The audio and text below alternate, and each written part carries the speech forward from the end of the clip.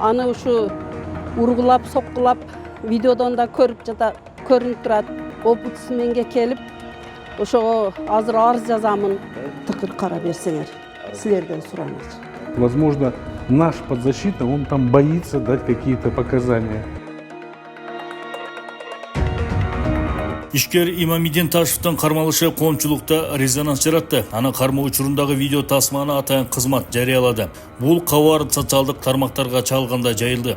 Анын адвокаттардын айтымында кармоо учурунда карата күч колдонулуп, урук соккуга кабылып, денесине залака келтирилген. По поводу телесных повреждений, которые были обнаружены в ходе судебного разбирательства, также были зафиксированы и судом были отмечены в протоколе судебного заседания. Дело в том, что на его теле, на лице, на шее были видны следы травм. Буга байланыштуу Имамидин Ташевтин апасы Сайып Жамал Абдукаимова акыйкатчы жана кыйноолорду алдын алуу борборуна арыз менен кайрылды. Мен балам Ташев Имамидинди кармап келишти. Аны ушу ургулап, соккулап, видеодон да көрүнүп турат. Ушундай өмүрүнө коркунуч туулуп жатат. Адвокатсыз шаардын чекелерин алып барып, адвокаты жок эле. Алып барып жатат экен. Тамак бербей, суу бербей, ошентип кыйнап жатыптыр. Ушуларды көзөмөлгө алып беришиңиздерди суранамын.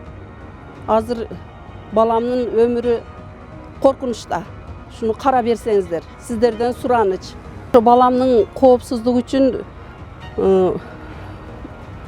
укук опутсменге келип, ошого азыр арыз жазамын. Ошо баламдын коопсуздугуну кара бергиле. Кара беришиңиздерди суранамын. Арызды калтырам деп келди.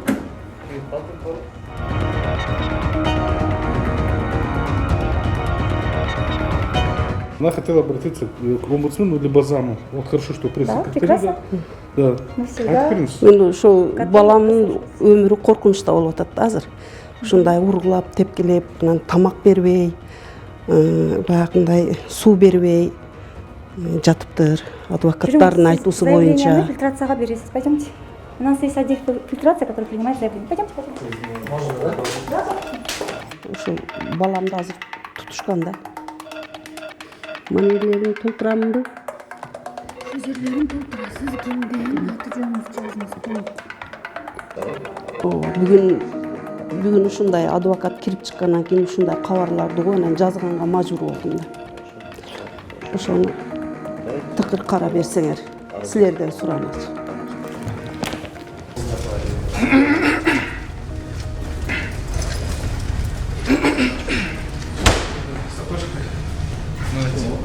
Видеокамерамен тапкан болбойт. Биз көрдүк, анын ошо беттери тытылганын көрдүк. Адвокат айтып жатат, адвокатты даже киргизбей жатат ал жака. Кийин адвокат айтты, тамакта, сууда бербей жатат экен. Мынабу мойнунда көк алалары бар экен.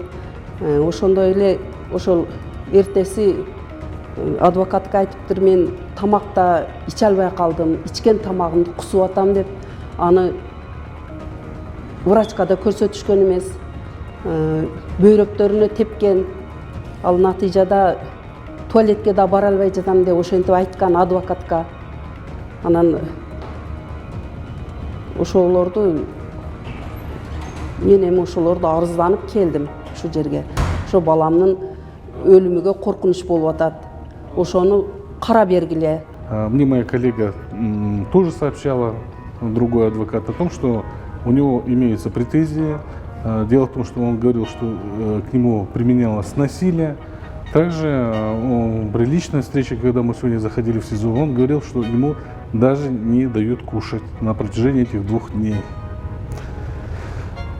Будем вас держать в курсе событий и постараемся завтра тоже подойти к директору Национального центра по предупреждению пыток и дать свой взгляд. Возможно, наш подзащитный, он там боится дать какие-то показания, сказать о том, что в отношении него применяются незаконные действия.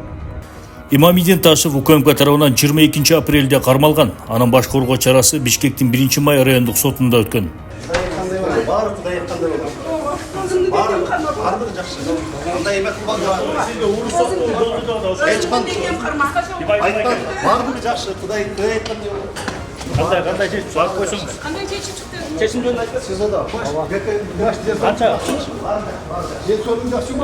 Соттун чечими менен УКМКнын убактылуу кармоочу абагына 22 майга чейин камакта калтырылган. Учурда тергөө амалдары жүрүүдө.